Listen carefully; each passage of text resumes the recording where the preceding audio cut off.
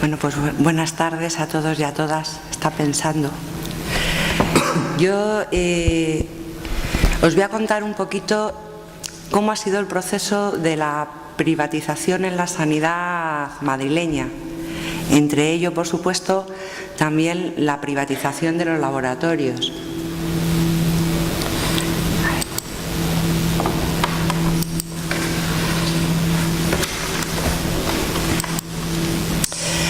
Y le puse este título porque me parece significativo, porque estos procesos no son de un día para otro.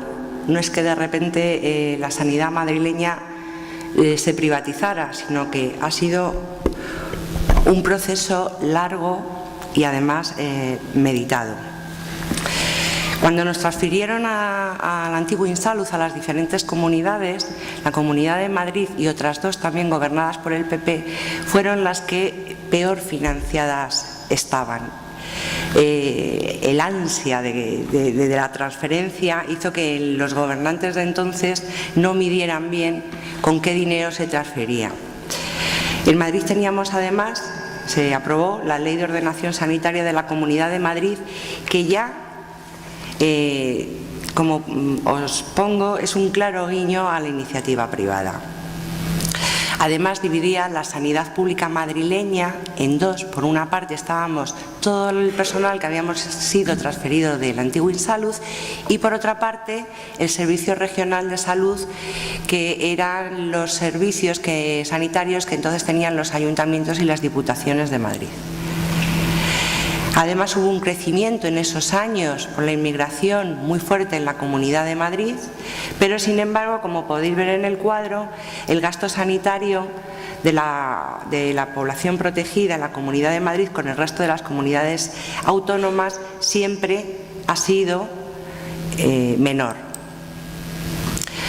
En el periodo del 2003 al 2007, Esperanza Aguirre gana las elecciones. Las ganó en ese momento, más que ganar, no sé si os acordáis, hubo unos tránsfugas, aquello que se llamó el tamallazo, consiguió la mayoría absoluta y en ese periodo era el consejero de Sanidad Manuel Lamela, desgraciadamente también bastante conocido, y las leyes de acompañamiento en las que de alguna manera se evitaba el largo debate parlamentario, se hicieron un hábito en la Comunidad de Madrid.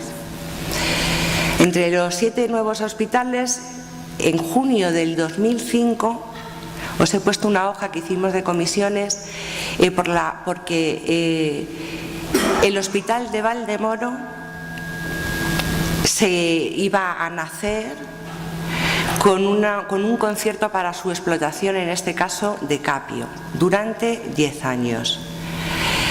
Yo recuerdo la manifestación que hicimos en la plaza del Ayuntamiento del pueblo de Valdemoro, que éramos 40 personas o así, porque los ciudadanos en aquel momento lo que querían era un hospital y les daba lo mismo que la gestión fuera pública o privada. Os he puesto aquí también en septiembre del 2006, cuando la Ley de Medidas Fiscales y Administrativas, es decir, la Ley de Acompañamiento, contenía unas medidas que posibilitaban pues precisamente que estos hospitales fueran empresas públicas. Ya entonces estaban las medidas de restricción del déficit de las administraciones públicas y se nos empezaba a vender esa colaboración público-privada. Una unión temporal de empresas se presentaron a esa concesión administrativa que se hace durante 30 años y en las que la constructora, que era a quien se le daba la concesión, los que se ocupaban de la construcción de los hospitales, además se quedaban con la gestión de todo el personal no sanitario. Solo la parte asistencial, el personal sanitario, seguía teniendo gestión pública. Aquí os he puesto un cálculo del coste de los 8 nuevos hospitales en los 30 años. Como veis, el coste de la obra fue, o debiera ser, este que os pongo aquí, 769 millones, pero a los ciudadanos madrileños pagaremos al cabo de los 30 años que va a durar la concesión, 4.170 millones de euros. Esto además es así, hay un asterisco abajo, porque en el 2013, desgraciadamente, estos hospitales, el último trimestre no está presupuestado y el canon del 2013 está disminuido precisamente porque solo está presupuestado 3 trimestres. Del 2007 al 2011 hay una nueva legislatura de Esperanza Aguirre y entonces el consejero de Sanidad es Juan José Güemes. Esperanza Aguirre promete otros 3 hospitales. Ni que decir tiene... ¿Me puedes pasar el agua, por favor? Que está. Ah, vale, gracias.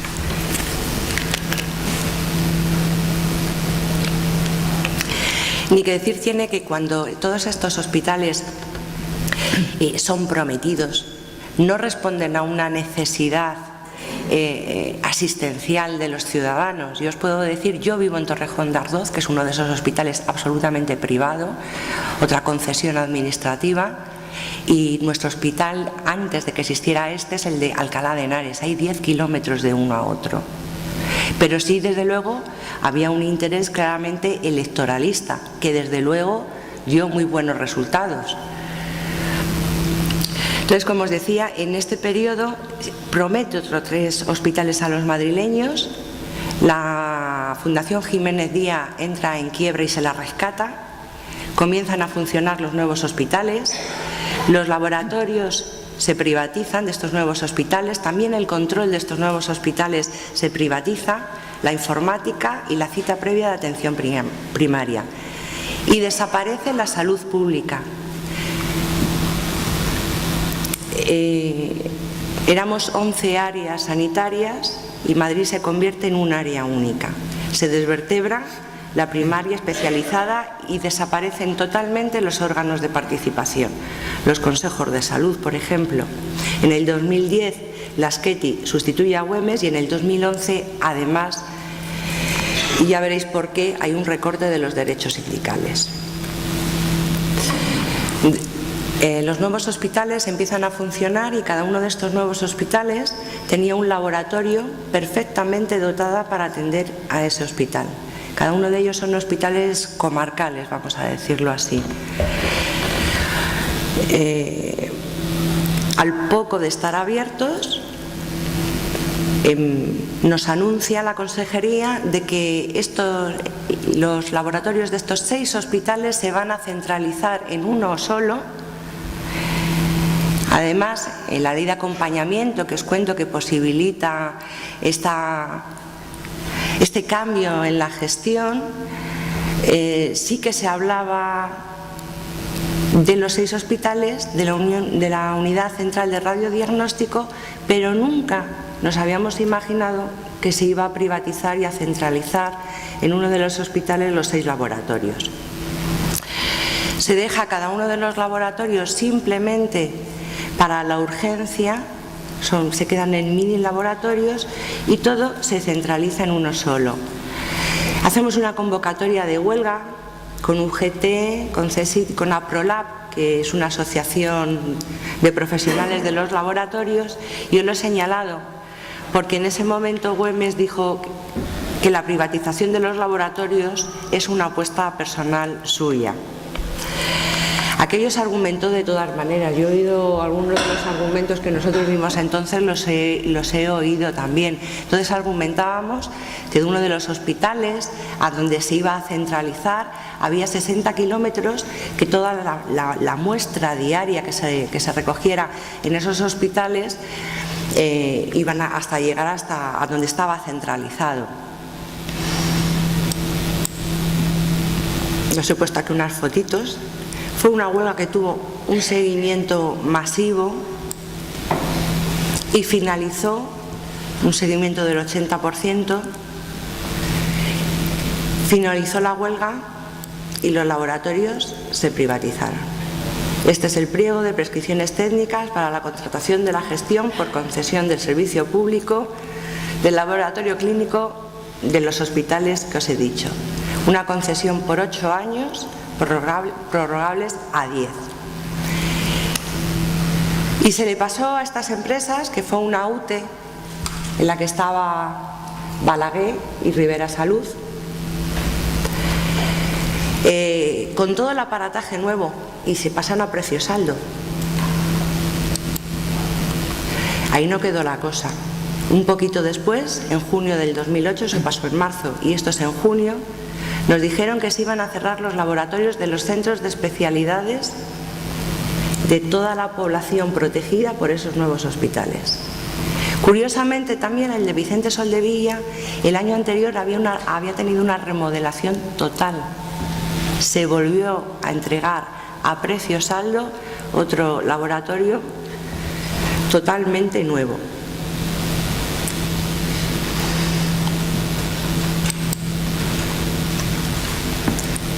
Qué curioso que Güemes, que apostó en una apuesta personal suya, más tarde Balaguer dejó ese laboratorio y lo cogió Unilab Capio. Así que realmente fue una apuesta del consejero de aquella época. También debió ser una apuesta de Lamela, que sabéis que hace poco salió, que era consejero del Hospital del Tajo. Aquí le vemos inaugurando el Hospital del Tajo. Y en fin, una red, una curiosa red de esto que se llama la puerta esa giratoria de lo público a lo privado.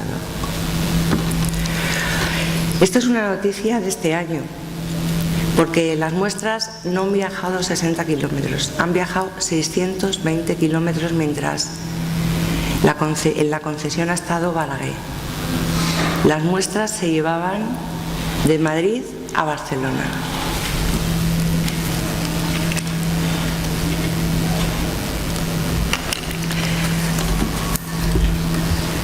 Ahora con Unilab no pasa eso. Unilab tiene unos laboratorios muy grandes en Madrid, pero realmente sí que era verdad todos los problemas que nosotros decíamos.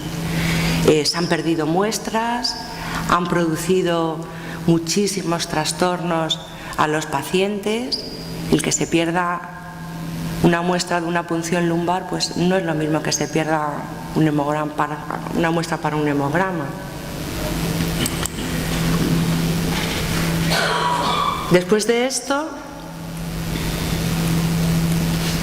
empezaron a hacer, se empezó a oír que todos los servicios no sanitarios de la Comunidad de Madrid se iban a privatizar. Se empezaron a hacer planes funcionales que se encargaron, por supuesto, a empresas privadas, y eso tan famoso que se dijo, la sanidad una oportunidad de negocio. De hecho, es que la jornada esa del RIZ se llamaba así, la sanidad una oportunidad de negocio. En el 2009 se inaugura el Hospital Universitario de Torrejón, también gestión totalmente privada. La UTE era Torrejón Salud. En aquel momento en esa UTE volvía a estar Rivera Salud, ahora Sanitas. Y claro, por supuesto, todo lo que se pierde en lo público se gana en lo privado. 130 camas tenía uno, pues 130 camas tiene otro. Otra concesión administrativa también por 30 años. En octubre del 2009, la libre elección se vendió a los ciudadanos. Puede cambiar libremente de médico de atención primaria, puede elegir el médico del hospital que usted desee. Un área única, si no, parece ser que no era posible hacer eso. Como os he dicho, la desvertebración de la atención primaria y de la especializada. Rosa, te quedan 3 minutillos. Vale, pues me da tiempo, estoy terminando. Del 2011 al 2013, quizá ya el empujón final. Aquí no hubo ni promesas. Desaparecieron todos los órganos de asesoramiento y participación social, y en el 2012, pues ya sabéis, todos los recortes que hemos sufrido todos los ciudadanos de todo el territorio español, y algunos más que tenemos en la Comunidad de Madrid, el Plan de Medidas y Garantías para la Sostenibilidad del Sistema Sanitario. El plan de medidas contemplaba la privatización de los 6 hospitales, la parte sanitaria esa que os decía que quedaba con gestión pública. Se externalizaba, nos dijeron que el 10% de los centros de salud, 27 centros de salud, la lavandería central de Mejorada, el Hospital de la Princesa, el Hospital Carlos III, el Hospital de Media Estancia, lo iban a transformar, se cerraba el Instituto de Cardiología, el personal no sanitario del Puerta de Hierro, que fue otro de los hospitales que tenía esta gestión mixta también, pasaba al sector privado, se concentraban todos los laboratorios en los 5 grandes hospitales de Madrid y se declaraban a extinguir además todas las categorías no sanitarias. Además, Madrid tuvo un problema en particular que tiene mucho que ver con esto y fue el copago del euro por receta. Y evidentemente eso a la mayor parte de los ciudadanos pues les molestó. Aquí os he puesto más o menos pues esto, el laboratorio de experimentación que ha sido con los 5 modelos de gestión. También teníamos ya de antes la Fundación Alcorcón y una empresa pública que es Fuenlabrada. Aquí os hacía el gasto sanitario, cómo ha ido creciendo la gestión pública indirecta, cómo ha ido disminuyendo en la evolución la gestión pública directa y cómo también ha ido aumentando la gestión privada. Voy a pasar estos. Ha habido una cosa que tiene mucho que ver y es cómo nos ha afectado todo esto a los profesionales. La pérdida de 11.000 puestos tenemos 11.000 eventuales, miles de puestos de trabajo. Los recortes instaurados por la jornada en los módulos estos que se hacen ahora en todos los hospitales, en Madrid los tenemos, esas 2 horas y media, son módulos de 2 horas y media o de 5 en turno contrario. Se sustituyeron las guardias de presencia física por localizada, desaparecieron las peonadas para evitar las listas de espera por la tarde. Las exenciones de guardia para mayores de 55 años había muchas dificultades para que las concedieran y muchos profesionales iban a ver truncadas sus expectativas de desarrollo profesional precisamente porque cada vez había menos plazas en el sector público. Esto es una nota que sacamos el mes pasado. 2.600 puestos de trabajo hemos perdido en 4 meses. De todos los despidos y privatizaciones que ha habido a lo largo de estos 4 años. El Plan de Ordenación de Recursos Humanos, que también aprobó la Comunidad de Madrid, permite que incluso trabajadores del sector público trabajen en centros privados porque la Comunidad de Madrid tenga con estos centros alianzas estratégicas. Y este ha sido el resultado final, unos profesionales muy cabreados por estas razones que os he dicho, que se han motivado mucho para explicarles a los ciudadanos y que comprendieran que su salud no es un negocio, que el beneficio de unos pocos no puede ir en detrimento de la calidad asistencial que ahora mismo se le da en la sanidad pública. Y esto es lo que ha pasado en la Marea Blanca. Las 20 manifestaciones, las recogidas de firma, 1.600.000, la consulta popular que se hizo en Madrid el mes pasado, las huelgas, muchísimas jornadas de huelga y unos profesionales muy cansados de que todos los meses nos descuenten 1, 2 o 3 días de huelga. Concentraciones, actos mediáticos. Ha sido un conflicto de una amplitud inesperada. La comunidad se ha sorprendido con muchísima movilización profesional y con muchísimos ciudadanos implicados en el conflicto, pero también con muchísimos agentes diversos, que a veces esa diversidad de realidades también ha sido complicada en la unidad de acción. Continúan las movilizaciones. Hemos conseguido que no se eliminen ni se externalicen los laboratorios. Se llegó a un acuerdo que iban a trabajar de momento en red, aunque la viceconsejera de Sanidad en un momento dado dijo que eso era el paso previo para la privatización. Quizá porque trabajando en red solo ahorran 6 millones de euros. Hasta ahora se ha ganado la hegemonía ideológica. La privatización es un riesgo para la salud y creo que eso la mayoría de los ciudadanos de la Comunidad de Madrid lo han entendido bien y que ellos, todos nosotros, con los impuestos, somos los propietarios de la sanidad pública. Es muy difícil mantener esa unidad de acción entre todos los agentes que estamos involucrados y los profesionales, porque son necesarias unas movilizaciones masivas y sostenibles, porque si no continuamos movilizándonos, la sanidad española será del todo universalmente privatizada. Muchas gracias.